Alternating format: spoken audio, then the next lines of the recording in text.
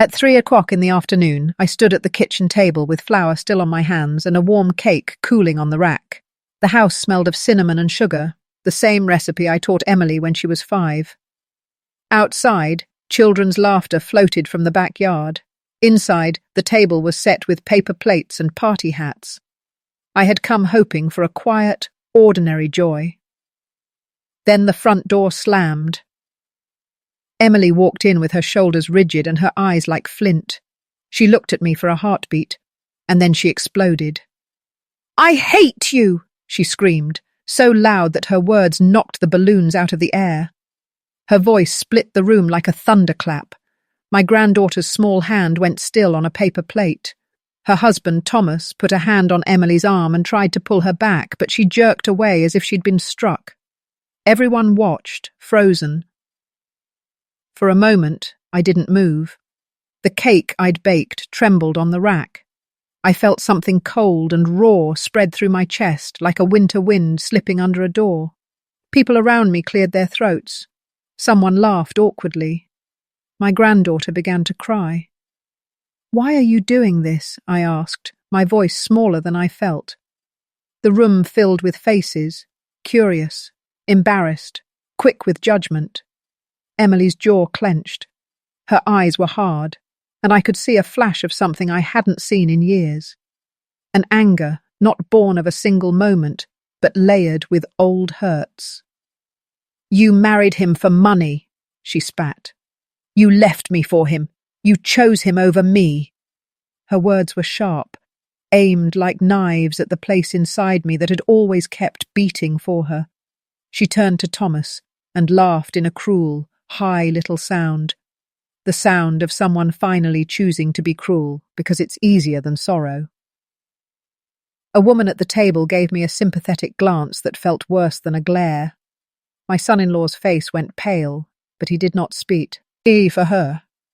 My granddaughter looked up at me with big, trusting eyes and then looked away at the moment she saw the tension. I will not pretend that the venom of those words didn't hurt. It did. It burned.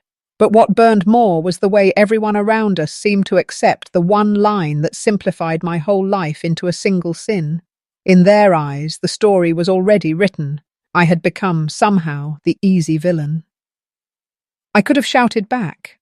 I could have unfolded a paper-thin list of the nights I had cried alone, the coins I had counted in the dark, the hours I had worked without complaint. I could have told them the truth in a long speech and made them listen. Instead, I folded my hands and stood very still. The cake cooled. The balloons sagged. Because the truth, the long, private truth, was longer than a single sentence and more complicated than a moment could hold. It would take time and patience and evidence, not just words in the heat of an argument. There was a story hidden under those sharp accusations. A story of the things I gave up so she could take a step she otherwise might never have taken. It was a quiet kind of love that had been mistaken for something else. Before I tell you everything, every small sacrifice, every secret choice, the day I sold things I loved so she could learn and leave, I need to ask you something small that helps this channel tell more of these stories. If this kind of truth matters to you, please give this video a like and subscribe, and tell me in the comments where you're listening from. It means more than you know. Now sit close. I'm going to take you back, all the way to her childhood, to the laughter and the first scraped knee, to the nights I whispered promises into her hair. Only then will you understand why her words that day cut so deep, and why, in the end, they had to be healed. I used to think love was a simple thing, the smell of soap bubbles in her hair, the sound of her tiny feet running down the hallway calling, "Mama!" But love, I learned, is made of 1,000 small choices no one sees. Back then, I was 28, a widow far too young, with a child far too wise. The day we buried her father, Emily clung to my skirt, silent as stone. I remember how her little hand found mine and didn't let go for hours. The whole world felt empty, but her touch was warm, alive, a reason to keep breathing. We lived in a tiny apartment above a bakery. The rent was cheap because the ovens downstairs made the walls sweat in summer. I worked as a clerk at the post office by day and baked bread at night, just to keep food on the table. Life was hard, but it was ours. I would come home with my feet swollen and my hair dusted in flour, and Emily would run to me, holding up her latest drawing, usually of me wearing a crooked crown. "You're the queen, Mama," she'd say proudly. I'd laugh and tell her queens don't wear aprons with holes in them, but she'd shake her head and say, "You do." Those were the nights I felt richest, not because we had much, but because her laughter filled the empty spaces. She never noticed how I skipped dinner so she could have an extra glass of milk. Children don't see hunger in their mother's eyes. Maybe that's mercy. Every Sunday we'd walk to the park. She'd collect wildflowers, tie them into tiny crowns and make me wear them. The wind would carry her laughter so far that strangers smiled without knowing why. She had that effect. She could turn any ordinary moment into something golden. When she was 9, she asked me why we never took vacations like her classmates. I told her that someday we would when we saved enough. She nodded, and the next morning I found her little piggy bank sitting beside my handbag. "It's for us," she'd said, "for our someday." That piggy bank still sits in my drawer, cracked, empty, but it's a reminder of how much she believed in me once. Then came the storms. I lost my job at the post office during the company downsizing. For months, I cleaned houses, ironed clothes, and sold homemade jam to make ends meet. Emily never complained. She'd wait up for me every night, reheating leftovers so we could eat together, no matter how late I came home. She was 11, too young to be that understanding. Sometimes I wondered if she was raising me instead. We had dreams, you know. She wanted to be a teacher. I wanted her to have a home that didn't shake when trucks passed by. Every time she studied late into the night, I'd peek from the doorway. Her head bowed under the lamp's glow, lips moving as she whispered math formulas to herself. My whole heart whispered with her. Please, let this hard work mean something someday. And yet there were moments I caught her looking out the window too long, her eyes following the cars of wealthier families. Once she asked, "Mama, why don't we have a car? Or new clothes like Aunt Carol?" I smiled and said, "Because we have something better. Each other." But even as I said it, a small fear grew inside me. I knew love alone couldn't fill every gap. One night, the landlord came knocking, rent overdue. I begged for another week and he agreed, but his eyes told me mercy had a deadline. After he left, Emily found me crying quietly at the kitchen sink.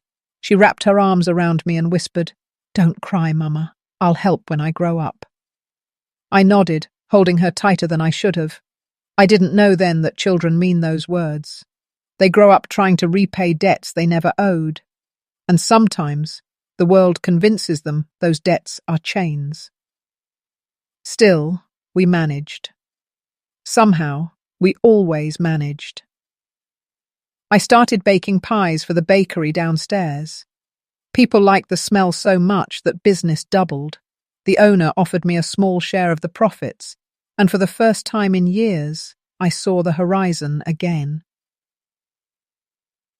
That's when Richard walked in. A customer at first, polite, well-dressed, with a smile that made promises without words. But that's a story for later.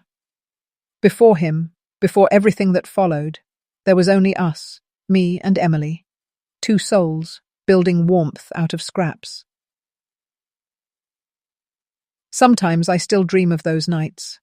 The way she'd crawl into my lap as I stitched her school uniform, humming nonsense songs. The way she'd tilt her face up and say, "You'll never be alone, Mama." I believed her. How could I not? If I close my eyes even now, I can smell the bread baking, hear the ticking of that old clock by the window, see her hair shining under the yellow lamp. Those memories, they were the gold I never spent. But love changes shape as children grow. One day, you're the hero in their story. The next, you're the villain in their memory. And sometimes that shift begins with the smallest misunderstanding. And that misunderstanding came the day Richard knocked on our door. The first time I met Richard, the air smelled of rain and sugar.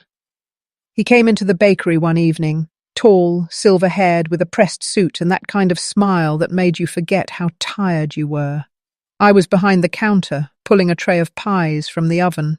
He bought one, said it reminded him of home, and left a tip that felt too generous for a stranger. He came back the next day, and the day after that. I'd see his car parked across the street, shining like something from another world. He'd always ask about my pies, about Emily's school, about how I managed it all alone. I remember thinking how kind it was, how rare, for someone to ask and actually listen. I didn't realize then that attention can feel like affection when you've gone too long without either. He was a widower, he told me, lost his wife years ago, worked as a regional manager for a shipping company. His voice was calm, measured, the kind that could make promises sound like facts. When he laughed, even the old ladies in the bakery smiled. Emily didn't take to him. She was 11, protective, observant, quiet. The first time he visited our apartment, she barely looked up from her homework. When I introduced them, she only said, "Hello," and went back to writing. After he left, she said softly, "He talks too sweet, Mama, like when people want something." I brushed it off as childish suspicion. After all, I'd spent years struggling alone. Wasn't I allowed a bit of companionship? That's what I told myself. For months, Richard helped with little things, fixed the leaky faucet, drove us to the park, brought groceries. He'd call Emily kiddo and tell her jokes that rarely landed, but I thought, maybe time will soften her. Then one afternoon, I came home to find Emily sitting at the table with her arms crossed, jaw set. She'd found a letter, one Richard had written me.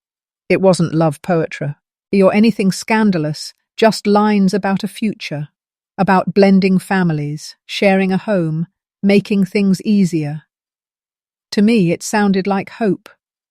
To her, it sounded like betrayal. "You're replacing Dad," she said. Her voice didn't break. That's how I knew it hurt the most. "Emily, no," I tried to explain. "No one could ever replace your father. But I can't stay lonely forever." She looked at me, eyes brimming. "Then I guess I can't stay here forever either." Those words stung, but I told myself she was too young to understand adult choices. I believed, foolishly, that love between a mother and daughter could survive anything. When Richard proposed, he did it quietly. At the bakery, after closing, he said, "You've given enough to others. Let someone take care of you for once." And in that moment, with my apron still dusted in flour, I said yes. The wedding was small. Courthouse, simple dress, a few friends. Emily refused to attend. She stayed with a neighbour instead, refusing to look at me when I returned home that night. She didn't even ask how it went. That silence, it was heavier than any argument. Richard moved in soon after. At first, things seemed fine. He was punctual, neat, attentive. He'd leave breakfast ready before heading to work. I told myself this was what stability looked like. But stability, I learned, has a strange price when built on someone else's control. Within months, he began managing everything. The bills, the bank account, even what groceries we bought. He said it was easier for the household. He wanted Emily to call him Dad, and when she refused, his smile tightened.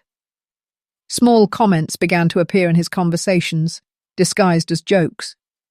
Maybe if Emily helped around more, she'd learn respect. "You spoil her too much. She's getting too used to comfort she didn't earn." I would laugh them off, but inside, each one felt like a small crack in our once solid bond. One evening, he came home holding a file. He said, "I found a buyer for that old property your late husband left you. It's better to sell while the market's good." I hesitated. That property, a small plot of land near the river, was the only thing I had in my name. He smiled, patient, persuasive. "You're not using it, darling. Let's invest it for Emily's future." That's how he framed it. For her future. And how could I say no to that? So I sold it. The papers were signed. The money was transferred into an account he said he'd manage. I didn't ask questions because I trusted him. That was my mistake. Trust without proof.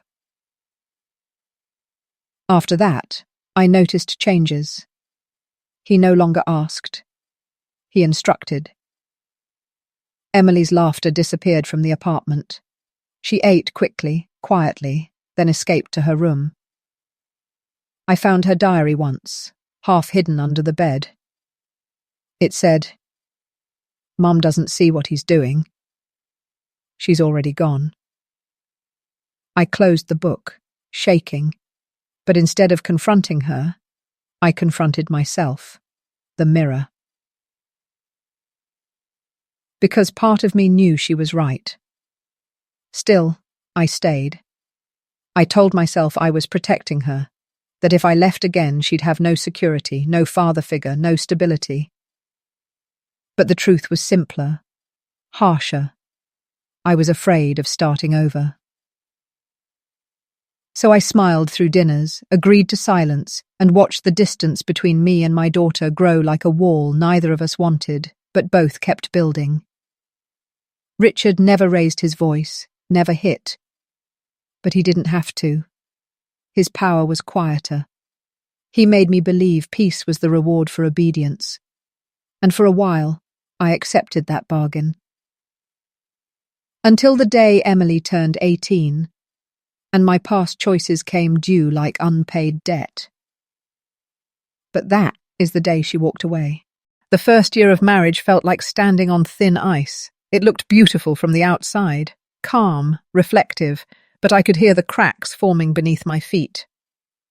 Richard had a way of making every decision sound logical. "You don't need to work anymore," he'd say, pouring himself coffee. "It's time to rest. You've worked all your life." It sounded kind, loving even, until I realized rest meant dependence. He took over everything, bills, insurance, taxes, even the tiny bakery partnership I'd built from scratch. He said he'd handle the paperwork. Within months, my name was gone from the documents. I told myself it didn't matter. We were family now. But families built on control don't share walls. They build cages. I noticed how his voice changed when Emily was around. The warmth vanished, his sentences shortened. If she laughed too loud, he'd glance her way like noise was a crime. And when she tried to talk to me, he'd always interrupt. "Let her be, Martha," he'd say. "She'll learn her place one day." The first time he said that, something twisted inside me. But I smiled, out of habit, because women like me were taught to keep the peace at any cost. Emily began staying out late after school, volunteering at the library, tutoring younger kids, anything to be away from home. I tried to reach her, to find a way through the silence, but she'd answer in short bursts. "It's fine, Mum. I'm busy. Just tired." The words might as well have been bricks. I watched her build her own wall with them. Then came the family dinners. Richard insisted we eat together every night, not for closeness, but for control. He'd ask Emily about her grades in that patronizing tone that wasn't really a question. When she got an A, he'd nod and say, "That's expected." When she slipped to a B, he'd sigh. "Maybe if you weren't wasting time drawing or reading." She'd go quiet, eyes wet but unblinking. And I'd sit there smiling tightly, telling myself, "Don't start a fight. Not tonight." I became an expert in quiet surrender. One afternoon I overheard him on the phone. His voice was low, casual. "Yes, the land's sold. Transfer complete. I'll handle the reinvestment next week." Something in me froze. The reinvestment he spoke of. That was Emily's future. That was the money from the property I'd sold. When I asked him later, he smiled as if I were a child asking where rain comes from. "It's safe, darling. It's all handled." But he never showed me an account statement again. That night, I sat by the window, hands trembling. Emily came home late. She looked at me, really looked for the first time in weeks. "Mum," she said softly, "are you okay?" I wanted to tell her everything, how scared I was, how trapped I felt, how I had traded my name for comfort that wasn't real. But I didn't. I smiled and said, "Of course, I'm fine." Because mothers don't bleed in front of their children. The next few years blurred. I stopped baking, stopped laughing, stopped dreaming. I moved through days like a shadow in my own home. Every time I wanted to fight back, I remembered how Emily used to hug me after nightmares and whisper, "You're my hero, Mama." And I'd think, what kind of hero starts another war at home? Then, when Emily turned 16, she began working part-time at the library. She saved every dollar. I didn't know why until she came home one day and said, "I'm applying to the university in the city." Richard raised his eyebrow. "That's expensive and unnecessary. You can study locally." Emily stood taller than I'd ever seen her. "I've worked hard for this. I'm going." The argument that followed was quiet but brutal, not in volume, but in contempt. He told her she was ungrateful, that she was trying to embarrass him. She told him he wasn't her father. And me? I stood between them, hands shaking, trying to hold on to both ends of the rope before it snapped. When he left the room, she turned to me with tears streaking her cheeks. "Mom, why do you let him talk to us like that?" I didn't have an answer. Because how do you explain that silence can become its own kind of prison, one you decorate with excuses until it feels like home? That night, I opened the old jewelry box from my wedding to her father. Small gold bangles, a pendant, and the ring I'd once thought was forever. I stared at them for hours. Then I sold them, every last piece. The money wasn't much, but it was enough. Enough to pay Emily's university deposit, enough to give her a chance, enough to make me feel like I hadn't failed entirely. When she found out months later, she cried, not with gratitude, but with confusion and anger. "He didn't help?" she asked. I shook my head. Her face hardened. "So you married him for my future, and now you're paying for it anyway. Do you even hear yours? Elf." The words cut deeper than she knew, because in her eyes I had become the architect of her pain, and in mine she was walking away with the last of my purpose. That was the night she packed her bag.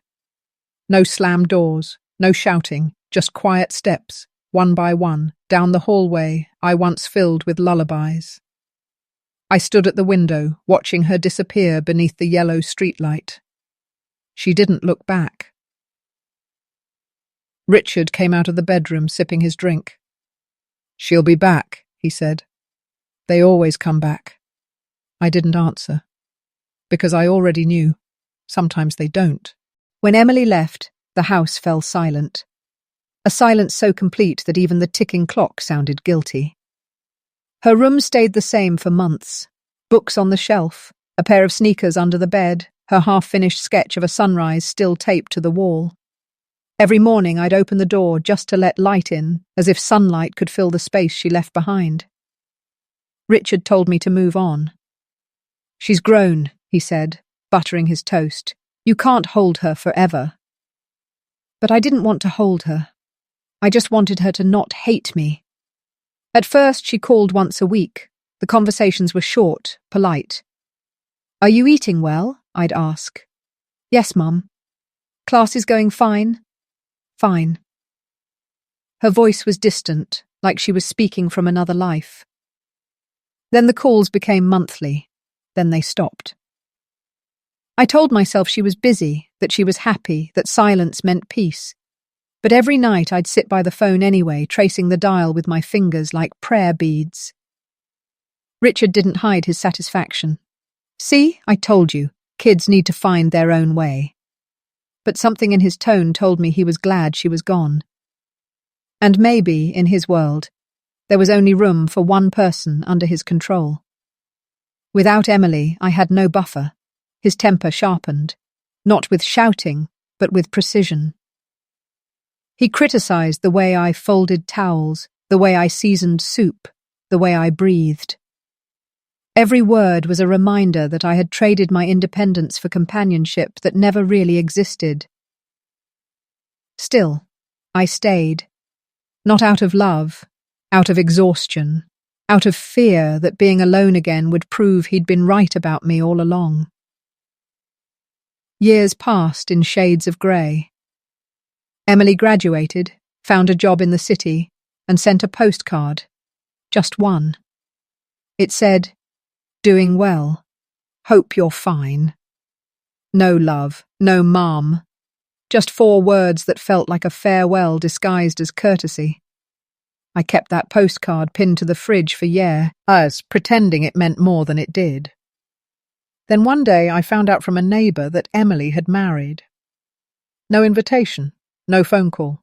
I didn't even know the man's name until someone from the bakery mentioned reading it in the newspaper. That night, I sat at the kitchen table staring at her childhood photo, the one of her grinning with missing teeth and flour on her nose. I whispered, "You were my whole world, baby," even when I couldn't say it right. Richard walked in, saw the photo, and smirked. "If she didn't want you there, that says enough." He poured himself a drink and turned on the TV. And something inside me broke, quietly, like glass under carpet. Months later, his health started to fail. A mild stroke, then a second one. I became his caretaker, nurse, and ghost. He'd sit in that armchair, bitter and silent, while I measured his medicine and wiped the spilled tea from his hands. There were moments, brief and cruel, when I wanted to say, "You took everything. My home, my name, my daughter." But I didn't. Because in some twisted way, I still believed being good would be rewarded eventually. When he died, I didn't cry. I folded his clothes, sold the house, and realized there was nothing left in my name. No property, no savings, no business. He had transferred it all.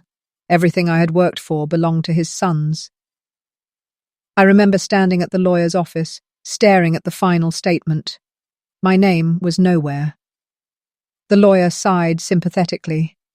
"He left you nothing." I nodded. "He left me freedom." It should have felt liberating, but it didn't.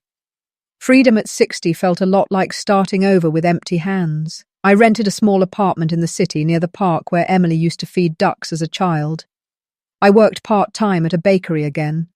The owner, a kind woman half my age, never asked about my past, and I never offered. Sometimes on my lunch breaks I'd walk past the university where Emily once studied. I'd imagine her there, bright and confident, carrying books and dreams that my sacrifices had paid for. That thought was my comfort, my invisible reward. Then, one winter morning, I saw her. Across the street. She was holding a little girl, her daughter, my granddaughter. She looked happy, fulfilled. For a moment, I almost called her name. My voice even rose halfway up my throat. But then I saw the way she looked past me, through me, as if I were just another face in the city crowd. So I stayed quiet, because sometimes love means letting your child forget the version of you that hurt them, even if that version was misunderstood. Still, I kept watching from afar. Every year, on her birthday, I mailed a card with no return address, just a few words. "I'm proud of you. Always." She never replied. Until one day, 8 years later, I received an invitation. Handwritten, simple. It said, "Grandma, it's Lily's birthday. Come if you'd like." It wasn't signed by Emily. It was signed by her husband. That was the first thread of hope I'd felt in decade. And that small hope, fragile as it was, would lead me right back to the moment I opened the door, holding a cake, and heard my daughter scream those words again. But that's still ahead. First, I need to tell you about the years between, the years of silence, where love waited quietly in the dark for its second chance. When people talk about loneliness, they often imagine silence. But loneliness isn't silent, it hums, low and constant, like an old refrigerator that never stops running. That's what my life became after Richard died. A background hum of emptiness. I rented a small one-room apartment above a flower shop. Every morning at dawn, the scent of lilies and roses drifted up through the floorboards, softening the ache in my chest. It wasn't much, but it was mine. For the first time in years, no one was telling me what to say, where to go, or how to live. Freedom felt strange, like wearing someone else's coat. Too big, too empty. I found work at a small bakery near the bus stop.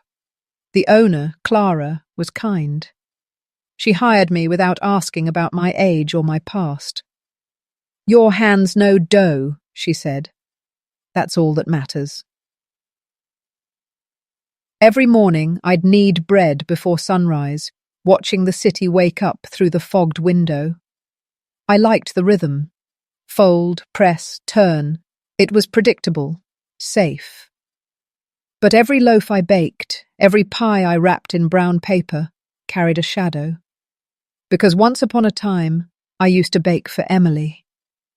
I still kept her old lunchbox, pink with faded cartoon flowers. It sat on the top shelf of my cupboard. Some nights, when the city lights flickered through my window, I'd take it down, hold it close, and whisper the same words I once told her before bed. "No matter how far you go, I'll be right here." People say time heals everything. They're wrong. Time just teaches you how to carry pain without dropping it. Sometimes, on Sundays, I'd sit in the park and watch mothers with their daughters, the laughter, the small arguments, the gentle scoldings. It was a symphony I remembered by heart. I never envied them. I just prayed those daughters never had to learn the language of regret. Years passed that way, quietly, invisibly. My hair turned silver, my hands grew thin and veined. I became the sweet old lady who makes perfect apple pies. Customers smiled, called me Grandma Martha. They didn't know that the name Grandma used to belong to a dream I never got to live. Every now and then, I'd take the bus across town, to the street where Emily used to live. I'd walk past her building, pretending I was just another passerby. Once, I saw her husband come out carrying groceries. Another time, I saw my granddaughter, Lily, in her school uniform, skipping beside him. I never went closer. I was afraid that if Emily saw me, she'd look away again, and I couldn't bear that a second time. So I watched from afar, a ghost of a mother haunting the edges of her child's happiness.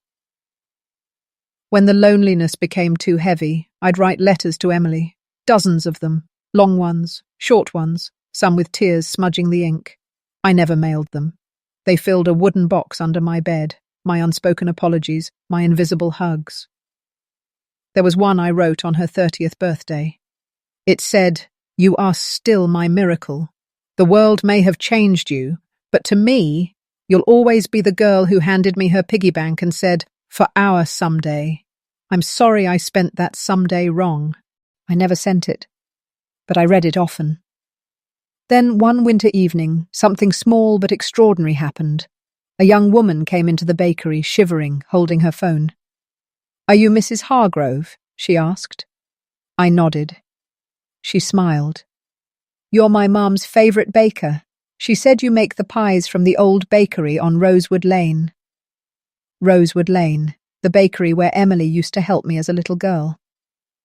My hands trembled as I handed the girl her box of pastries. "What's your mum's name, dear?" I asked softly. She hesitated. "Emily." It wasn't my Emily, just another woman with the same name. But for a brief moment, I let myself pretend. I smiled, whispered, "Tell her she has a beautiful name." When the girl left, I cried into my apron, not out of sadness, but gratitude. that the world was still gentle enough to give me echoes of what I'd lost. That night, I prayed differently, not for forgiveness, not for reunion, just for peace, for both of us. And somehow I felt closer to her than I had in years.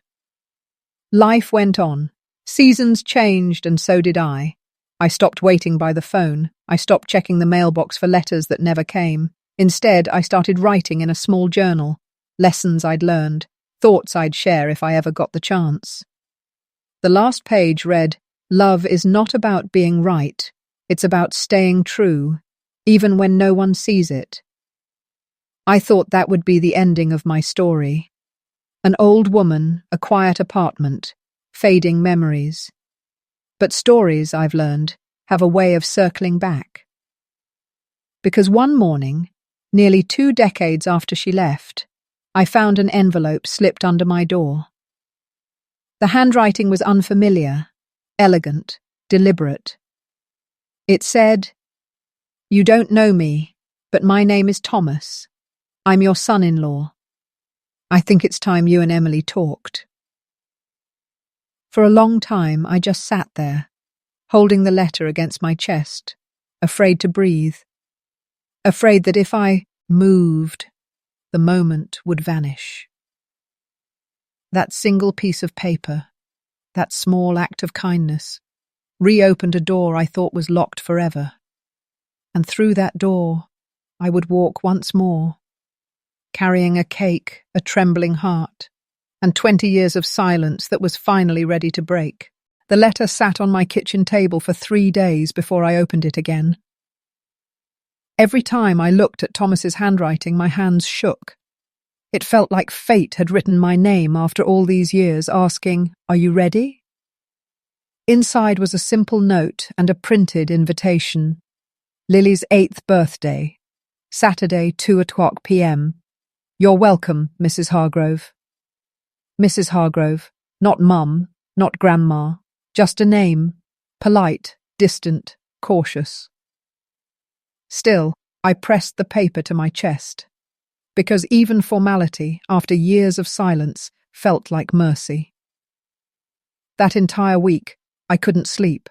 I kept waking up at dawn, walking circles in my tiny apartment, debating whether to go. What if Emily didn't really want me there? What if it was Thomas's idea, a gesture she resented? What if I made things worse just by showing up? But then I remembered Lily, a little girl I'd never met, my granddaughter. The thought of her laughter, her innocence untouched by our history, pushed me forward. So I baked. I used the same recipe Emily had loved as a child, apple and cinnamon, with a sugar crust that cracked softly under a spoon. The scent filled my apartment like memory reborn. I wrapped it carefully in white paper, tied it with a red ribbon, and wrote on the tag, "Happy birthday, Lily. From Grandma." The day of the party, the sky was bright and cruelly beautiful. I wore my best dress, pale blue, the one Emily had once said made me look like a sky with hope. My hands trembled as I locked the door behind me, holding the cake like it was part of my heart. The neighborhood was lively, balloons, children, laughter echoing through open gates. When I reached Emily's house, I stood at the edge of the driveway for a long time, watching through the fence. She was there, older, elegant, confident. Her hair pulled into a neat bun, her smile graceful but tight. When she saw me, the smile disappeared. Her body stiffened. For a moment she looked like she might turn away, but Thomas placed a hand on her arm, and she nodded reluctantly. "Mum," she said, her voice measured, polite. "You came." I swallowed hard. "I did, if it's all right." She hesitated, then stepped aside. "It's Lily's day. Come in." Inside, the house smelled of new paint and lemon polish. Clean, modern, nothing like the warm chaos of our old apartment. There were guests everywhere, laughter filling every corner. I felt like an uninvited memory wandering through someone else's happiness. Lily ran past me, brown curls bouncing, her giggle a sound I'd dreamed of. Thomas bent down, introduced us gently. Lily, this is your grandma. She blinked, curious, then smiled shyly. Hi, Grandma. Just 2 words. But they lit something in me that had been dark for years. I knelt down, handed her the cake. This is for you. It's the same one your mum used to love when she was little. Her eyes widened. Really, Mama? She asked, turning to Emily. Emily's lips tightened. Yes, she said quietly. I remember. Her tone made the air heavy. I looked down, pretending to adjust the ribbon. My chest ached with the weight of unspoken apologies. The afternoon went on in fragments. Laughter that didn't belong to me. Conversations that floated around like bubbles I couldn't touch. I sat quietly in a corner, watching Lily blow out her candles, feeling both joy and grief tug at me in equal measure. Then, near the end of the party, I heard someone whisper behind me. She's the mother who left, right? The one who married that man who ruined everything? A murmur of pity followed. I didn't turn, but I saw Emily's face tighten. Not in defense, but in agreement. She looked at me then, really looked, and years of unspoken resentment boiled to the surface. Her voice was sharp but controlled. You know, Mum, sometimes I wonder why you came. Was it guilt? Or did you just want to remind everyone how much you sacrificed for yourself? The room went still. Lily froze mid-step. Thomas tried to say something, but she raised her hand. No, Thomas. Let her answer. She always has excuses. My throat closed. I whispered, Emily, please. Not here. She laughed bitterly, a sound I'd never heard from her before. Why not here? You lived your whole life pretending to be a victim. Let's just be honest for once. Her words cut like glass. I could feel every eye in the room on me. Some sympathetic, most curious. She went on, voice shaking now. You sold Dad's property. You gave up everything we had. And for what? For a man who treated you like dirt. You say it was for me, but it wasn't. You wanted comfort. You wanted him. And you lost everything because of it. Each accusation hit like a wave I couldn't swim against. I wanted to tell her the truth, that the money from that property was her university tuition, that every penny went into her future, that I'd worn the same coat for years just so she could have books and a bed. But the words wouldn't come. My throat refused to let them. I don't know why you're here, she finished, her eyes blazing, but I think you should leave. Silence. Then, like a fragile bridge collapsing, I heard the final blow. I hate you. Her voice echoed through the room. The guests turned away, pretending to check their phones, their plates, their children. Thomas stood frozen. Lily looked confused, frightened. And me, I stood there holding the cake knife, my hands trembling, my vision blurring. I wanted to speak, to defend, to explain, but after years of silence, my voice had forgotten how to rise above pain. So I did the only thing I knew. I placed the knife down, straightened my shoulders, and said softly, I'll go. As I turned to leave, Lily called out behind me, Grandma, wait! But Emily pulled her close. It's fine, sweetheart, she's leaving. I walked out slowly, the sunlight hitting my face like judgment. The laughter inside resumed, forced, brittle, pretending the scene had never happened. When I reached the gate, I looked back once. Emily stood at the doorway, her arms crossed. And in that moment, I didn't see my grown daughter. I saw the little girl I used to tuck into bed, furious, scared, and aching to be understood. I whispered, You'll know one day, Emily. I just hope it's not too late. And with that, I walked away, not knowing that the truth, the real truth, would soon come knocking on her door instead. I didn't sleep that night. The sound of Emily's words, "I hate you," kept circling in my head like a broken lullaby. I sat by the window, still in my blue dress, still smelling of sugar and humiliation. The city lights outside blurred through my tears. I kept replaying it, every second, every glance, every word I didn't say. By dawn, I'd packed the untouched cake back into its box. I didn't want to throw it away.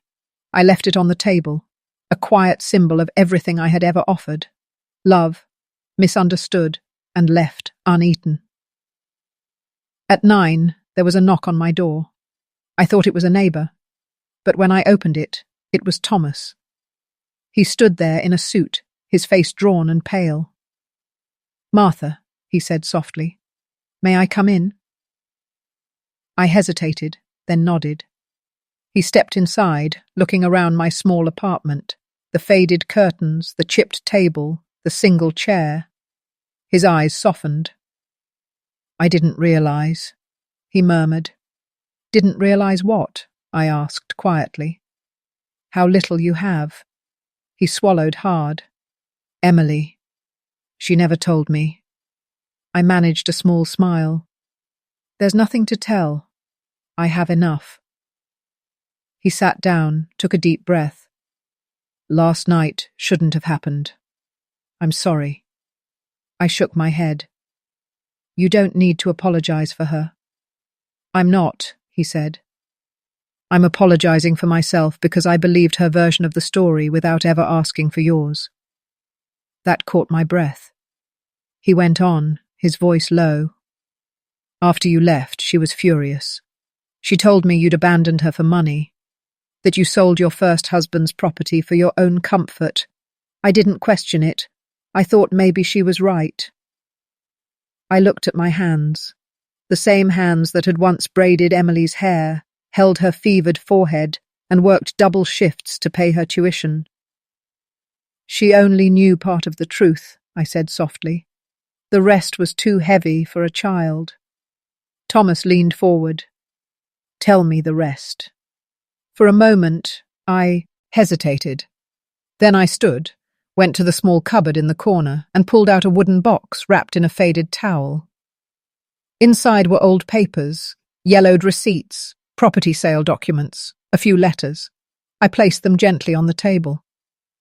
"This," I said, pointing to the top document, "is the sale deed of the land her father left us. Richard insisted we sell it for investment. I agreed, thinking it would help her future. He took the money. I never saw a penny." Thomas frowned. "Then how did you pay for her university?" I reached deeper into the box, pulling out a small envelope. Inside were pawnshop slips, jewellery, bangles, the ring from my first marriage. "These," I said quietly, "bought her education. Every tuition payment, every hostel fee. I worked nights at a bakery to cover the rest." His eyes widened. "You sold everything?" I nodded. "Everything that had any meaning. Because she wanted to be more than I ever was. And I wanted that for her too." Thomas's hands trembled as he looked through the papers. "Why didn't you tell her?" "Because she wouldn't have believed me," I whispered. "She already thought I'd chosen him over her. And maybe, in a way, I did. I chose what I thought was stability. I just didn't know it would cost her trust." He sat back, silent for a long time. Then he rubbed his eyes and said, "She needs to see this." I shook my head. "No, she's not ready. Let her stay angry. It's easier to hate than to regret." But Thomas stood, his jaw firm. "She deserves the truth, and you deserve peace." He took the papers, thanked me softly, and left. I watched him go, my heart torn between dread and hope. That evening, the sun dipped behind the city skyline, painting the sky in pale orange, the same shade of light that used to fill Emily's childhood room. I sat there wondering what he'd say, what she'd do. Hours later, my phone rang. It was an unknown number, but I knew the voice instantly. Mom. Just one word. Trembling, hesitant, raw. I couldn't speak at first. My throat locked up. Finally, I whispered, "Yes, sweetheart." There was a long pause. I could hear her breathing, uneven, choked. "Thomas showed me everything," she said finally. "The receipts, the letters, the pawn slips. I didn't know, Mum. I didn't know." Tears slid down my cheeks. "You weren't supposed to know.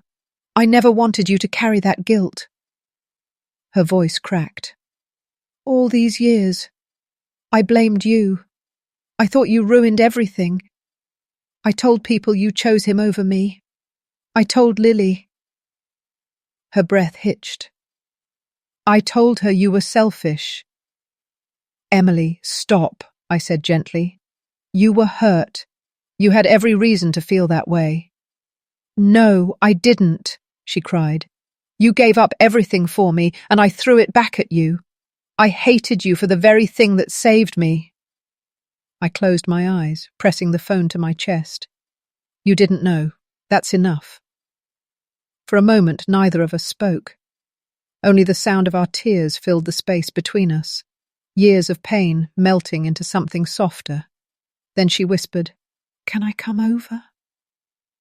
When I opened the door 20 minutes later, she was there, eyes swollen, hair loose, face pale. She didn't say a word. She just walked in, dropped her purse, and fell into my arms like a little girl again. We cried, the kind of crying that comes from somewhere deep, beyond words. She kept saying, "I'm sorry," over and over, until I finally held her face in my hands and said, "You don't have to be. A mother doesn't keep score." We sat together until dawn, talking through the years we lost, the misunderstandings, the silence, the choices that hurt but were made from love. At one point she asked, "Why didn't you fight back that day at the party?" I smiled faintly. "Because I didn't need to win the argument. I just needed you to know the truth someday." She rested her head on my shoulder. "I do now." And in that quiet moment, the morning light spilling through my small window, her hand in mine, I realized forgiveness doesn't come like thunder. It arrives like sunrise, slow, gentle, certain. That was the day the hum of loneliness finally stopped. The morning after Emily came to me, the world felt strangely still. Outside my window, the city woke up as usual. Car horns, vendors, the clatter of dishes from the cafe across the street. But inside, everything had changed. For the first time in years, I wasn't alone. Emily sat at my table wearing one of my old cardigans, sipping tea from my chipped cup. Her hair was messy, her eyes red from crying, but she looked peaceful, like a storm finally spent. Neither of us said much. The silence wasn't awkward anymore. It was soft, alive, like the quiet after rain. "I don't know how to start," she said finally, staring into her cup. "How do you apologize for 20 years? I smiled gently. "You just did." She looked up, and for a heartbeat, I saw my little girl again. The same eyes that once sparkled when I made her favorite pie. The same mouth that used to whisper, "I'll help when I grow up." "Mum," she said, voice trembling, "I told Lily so many awful things about you. I didn't mean to make her hate you, but I—" "Stop," I interrupted softly. "Don't turn your regret into punishment. Children learn truth when they're ready. She will too." She nodded, tears slipping down again. Then she stood, walked to the cupboard, and opened it slowly. The old wooden box still sitting there. "I saw this last night," she said. "The letters you never sent." I froze. I hadn't realized she'd opened it. She pulled one out, its edges soft and yellow. You wrote this on my 30th birthday.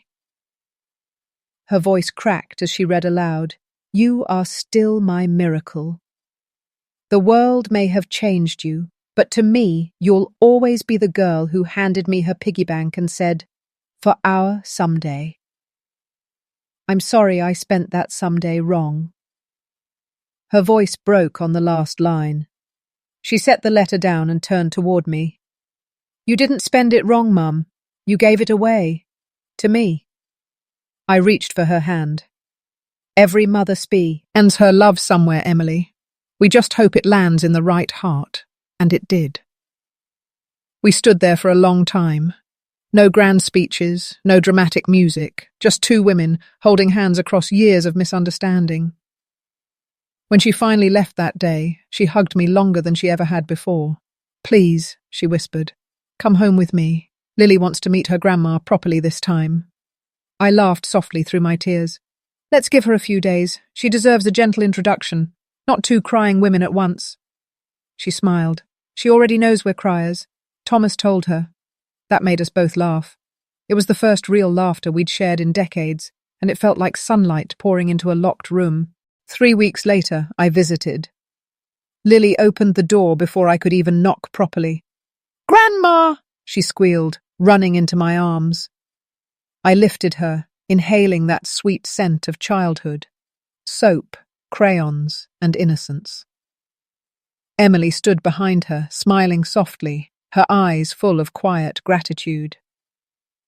Inside, the house felt warmer this time, less polished, more human. The same living room that once echoed with anger now smelled of cookies and forgiveness. Grandma, Mama said you make the best pies, Lily announced proudly. Can we bake one together? I chuckled.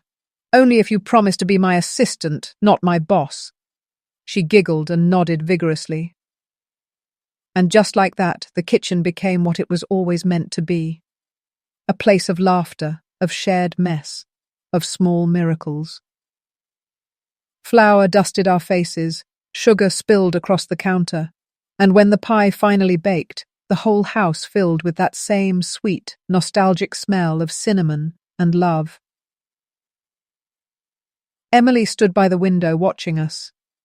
You know, she said softly, this smell, it used to mean home. I wiped my hands on my apron and looked at her. It still does, sweetheart. You just had to find your way back to it.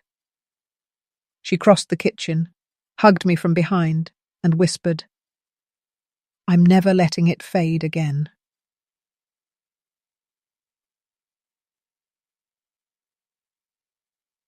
Days turned into weeks.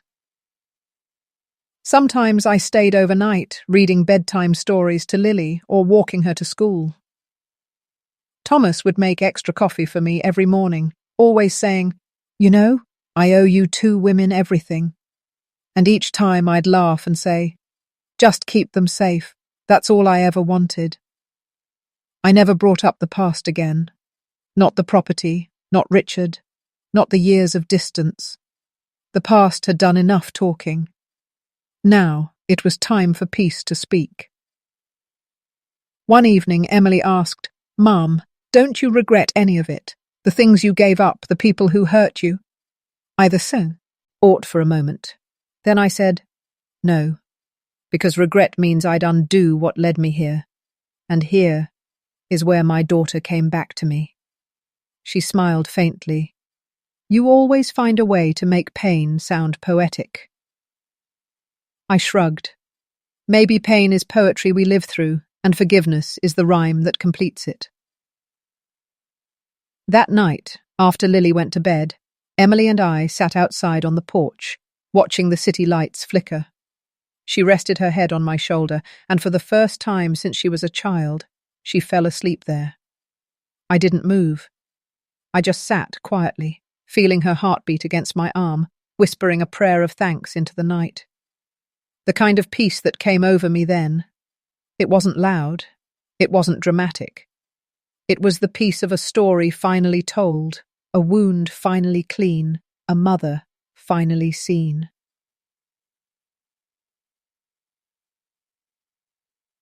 The next morning, Lily woke me with a whisper. "Grandma, can we bake again?" I smiled, kissed her forehead and said, "Always, my love, always." And as the sunlight streamed through the kitchen window, I realized, sometimes love doesn't come full circle. It comes home. They say motherhood is a series of small goodbyes. You say goodbye when they start school, when they fall in love, when they find their own homes. But the hardest goodbye is the one you say when they stop needing your version of love and start seeking their own. I used to think I'd lost Emily forever. Now I understand she was never lost. She was just walking through her own storms to find her way back. It's been months since that night she came home to me. The rhythm of life feels different now. Slower, lighter, touched with grace. Sometimes she drops by after work just to have tea, or sends me photos of Lily's drawings. Sometimes we don't even talk. We just sit on the porch side by side, watching the sky change colour. And every time I see her smile now, I see a piece of my younger self reflected back. The woman who once believed that sacrifice was silent and love was enough. I was wrong about one thing, though. Love alone isn't enough. It needs truth. It needs to be seen. It needs to be spoken. But maybe silence isn't always failure. Maybe it's just love waiting for the right time to be heard. Last week, Emily asked me if I ever wished I'd done things differently. I told her the truth. I wish I had kept more for myself. Not money, but strength, because giving everything sounds noble, until you realize you left nothing to stand on. She held my hand and said, "You did stand, Mum. You're still standing." That made me smile, because she was right. I had bent, broken, burned, but I never disappeared. Now when I bake, I no longer bake alone. Lily insists on helping, even when her flour-covered hands make a mess. Every time she giggles and says, "Oops," I hear echoes of Emily at that age, laughter reborn through another generation. One afternoon, Lily asked me, "Grandma, why does Mama cry sometimes when she hugs you?" I smiled and said, "Because sometimes feels so big it leaks out through tears." She nodded solemnly, as if that made perfect sense. Then she handed me a small paper heart she'd cut from coloured cardstock. On it, she'd written, "Family means always coming back." I keep that heart on my nightstand now. It reminds me that nothing given out of love is ever truly lost. It just finds new hands, new hearts, new homes. Sometimes I still think about the things I gave up, the land, the jewellery, the years that slipped away like rainwater through open fingers. But then I look at Emily and Lily, and I realize those weren't losses. They were trades, and I got something far more precious in return. Understanding, forgiveness, peace. People often ask why I still wear my old wedding ring from her father. It's not because I'm stuck in the past. It's because it reminds me of the woman I once was. The one who dreamed fearlessly, who worked endlessly, who loved endlessly. That woman deserved to be remembered too. And so, when I look at my reflection now, silver hair, wrinkled hands, eyes soft but sure, I don't see regret anymore. I see a life lived honestly, even when it hurt. If love were a ledger, I suppose mine would never balance. I gave more than I received. But then again, mothers don't keep score. We just keep giving, until love finally learns to give back. So if you're listening to my story right now, wherever you are, maybe you're a mother, maybe you're a daughter, maybe you're both. Let me tell you this. Forgiveness doesn't erase the past, it redeems it. Because in the end, What I gave up wasn't my happiness, it was my pride. And what I received in return was my family. That, I think, is a fair trade. If you've listened this far, thank you. You've walked through my memories with me, the mistakes, the silences, the things I couldn't say when I should have. Maybe my story reminded you of someone. A mother who gave too much. A daughter who didn't understand soon enough. I've learned that love between family doesn't always sound like I love you. Sometimes it sounds like be careful. Sometimes it sounds like silence, or even anger. But beneath it all, it's still love trying to find its way home. If you're a parent listening right now, wondering whether your sacrifices ever mattered, they did. Even if no one thanked you. Even if your children never saw the nights you stayed awake, the tears you hid, the dreams you gave up quietly so theirs could live. They mattered. And if you're a son or daughter listening with a lump in your throat, call them. Don't wait for the right time. Don't wait for pride to fade. Just call. Because time doesn't wait. And love deserves witnesses while it still breathes. I used to think my story ended in loss. But life taught me something gentler. Sometimes we don't lose people. We just lose the version of them that once hurt us. When we meet again, years later, they've changed. We have too. And maybe that's what forgiveness really is. Two people meeting again for the first time without their pain leading the conversation. So tonight, if this story found you for a reason, don't let it fade when the video ends. Tell someone you love them. Forgive someone who never asked for it. Or simply whisper thank you, even if they're no longer here to hear it. Because one day, when the noise of life settles and you sit alone with your memories, you'll realize that peace doesn't come from getting even. It comes from understanding why you never needed to. I'm glad you're here. If you felt something in my story, if it reminded you of your own, please give this video a like, subscribe to the channel, and tell me in the comments where you're listening from. Your stories matter too. Maybe you're watching from a quiet kitchen like mine, or maybe from halfway across the world. But somehow, for a few minutes, our stories touched. And that's what keeps this channel alive. The connection between hearts that still believe in second chances. This is Martha, and this was my story. Thank you for listening. Take care of your heart. And remember, love always finds its way home.